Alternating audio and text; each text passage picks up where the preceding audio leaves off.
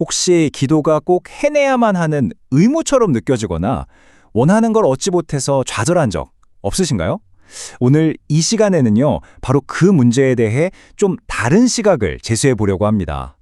기도가 힘든 기술이 아니라 사실은 깊은 관계가 될 수 있다는 이야기 지금부터 시작합니다. 한번 생각해 보세요. 여러분의 기도가 혹시 마음의 짐이나 무언가를 얻어내기 위한 거래처럼 느껴진 적은 없으신가요?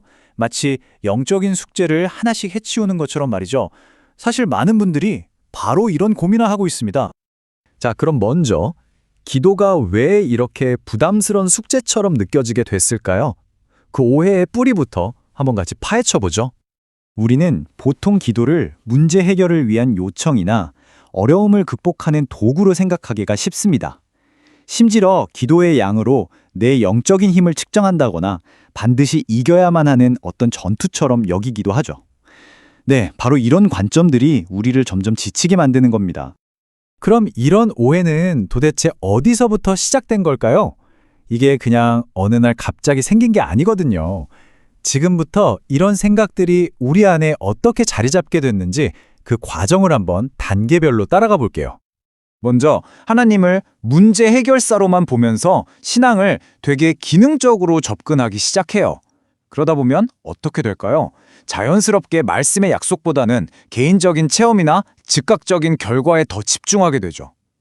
여기에다가 영적 전투 같은 군대식 언어까지 더해지면 결국 기도는 하나님과의 관계가 아니라 우리가 마스터해야 할 하나의 기술이 되어버리는 겁니다.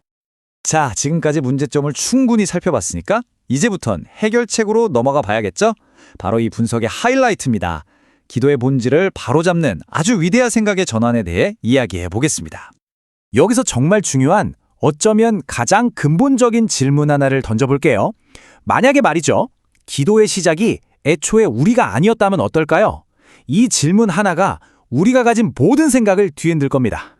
지금까지 우리가 얘기했던 그 잘못된 기도의 모델을 한마디로 정의하면 바로 이거요.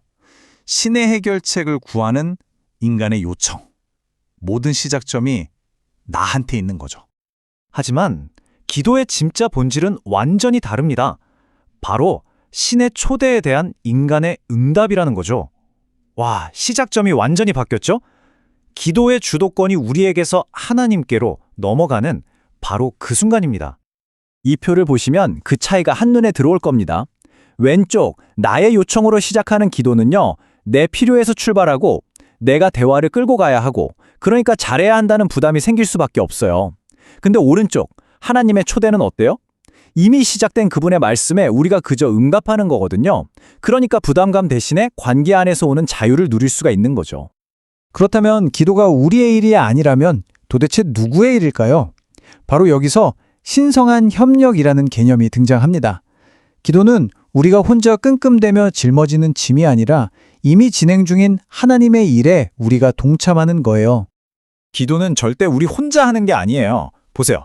성령께서 우리 안에서 기도할 마음을 주시고요. 그럼 예수님께서 우리의 기도를 아버지께 가져다 주시고 그리고 하나님 아버지께서 그 기도를 받으시는 거죠. 와, 이건 삼위 하나님 안에서 이루어지는 완벽한 팀플레이, 협력 작업인 셈입니다. 바로 이겁니다. 이 문장의 핵심이에요.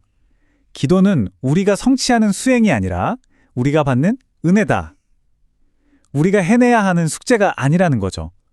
오히려 우리에게 주어지는 선물, 은혜라는 겁니다. 우리가 잘해서가 아니라 하나님이 하게 하시는 거니까요. 우리가 기도 끝에 늘 붙이는 예수님의 이름으로 라는 말이 있잖아요. 그 진짜 의미도 바로 여기에 연결돼요. 이건 그냥 기도를 끝내는 마법 주문이 아니에요. 나의 자격이 아니라 오직 예수님의 자격으로 우리가 하나님 앞에 나아갈 수 있다는 우리의 근거이자 확신이고 또 보증이 되는 거죠. 자, 이렇게 기도를 이해하게 되면 우리에게 엄청난 자유가 찾아옵니다. 더 이상 완벽한 척, 경건한 척 애쓸 필요가 없는 거죠. 그냥 우리의 솔직한 감정, 있는 모습 그대로 하나님 앞에 나아갈 수 있는 자유 말이에요. 이건 그냥 제 얘기가 아니라 성경을 보면 이게 너무나 명확해요. 성경 속 인물들은요, 자신의 분노, 두려움, 슬픔 같은 감정들을 전혀 숨기지 않았어요. 기도는 감정을 억누르는 시간이 아니라 오히려 하나님 앞에서 가장 나다워지는, 가장 솔직해지는 시간인 겁니다. 성경의 기도책이라고 불리는 시편만 봐도 알 수 있어요. 슬픔과 탄식의 기도가 가득하고 때로는 막 분노에 찬 기도도 있고요. 물론 감사와 찬양의 기도도 있죠. 이게 뭘 보여주겠어요? 하나님 앞에서는 우리의 모든 감정을 정직하게 쏟아내는 게 지극히 정상적이고 자연스러운 일이라는 강력한 증거입니다. 결국 기도의 방향은요, 내 뜻을 관철시키는 게 아니에요. 겟세마네 동산에서의 예수님처럼 나의 뜻을 내려놓고 하나님의 뜻에 순종하는 자료로 나아가는 그 과정 전체가 기도인 거죠. 기도의 궁극적인 목표는 내 뜻을 이루는 게 아니라 그분의 뜻에 나를 맞추어가는 겁니다. 자, 이제 마지막입니다. 어쩌면 오늘 이야기에서 가장 강력한 관점의 전환일 수도 있겠네요. 우리가 생각하는 성공적인 기도란 무엇인지, 응답 받았다는 것의 의미를 한번 완전히 새롭게 정의해 보겠습니다. 우리는 보통 기도 응답을 내 상황이 해결되는 것이라고 생각하잖아요. 그쵸? 근데 이 새로운 관점에서 보면요, 진짜 응답은 하나님과의 내 관계가 안전하다는 바로 그 사실 자체예요. 환경이 변했냐 안 변했냐가 중요한 게 아니라 내가 하나님께 온전히 받아들여졌다는 사실이 중요한 거죠. 응답은 결과에 달린 게 아니라 변치 않는 그분의 약속에 달려있는 겁니다. 그렇기 때문에 우리가 찾는 궁극적인 응답은 될까 안 될까 하는 불확실한 어쩌면이 아니에요.